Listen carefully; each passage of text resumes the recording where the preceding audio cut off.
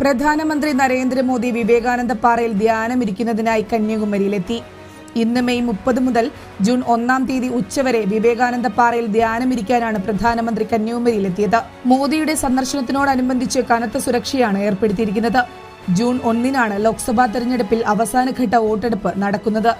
2014ലെയും 2019ലെയും ലോക്സഭാ തെരഞ്ഞെടുപ്പ് കാലയളവുകളിലും നരേന്ദ്രമോദി സമാനമായ രീതിയിൽ പ്രചാരണത്തിനു ശേഷം 2 ദിവസത്തോളം ധ്യാനം നടത്തിയിരുന്നു.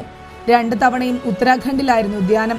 അതേസമയം മോദിയുടെ ധ്യാനം മറ്റൊരു തരത്തിൽ തെരഞ്ഞെടുപ്പ് പ്രചാരണമാണെന്നും തെരഞ്ഞെടുപ്പ് പെരുമാറ്റച്ചട്ട ലംഘനമാണെന്നും ചൂണ്ടിക്കാട്ടി AICC ഇലക്ഷൻ കമ്മീഷന് പരാതി നൽകിയിട്ടുണ്ട്. ധ്യാന പരിപാടി റദ്ദാക്കണമെന്നാവശ്യപ്പെട്ട് ജില്ലാ തെരഞ്ഞെടുപ്പ് ഓഫീസർക്ക് DMKയും നിവേദനം നൽകി.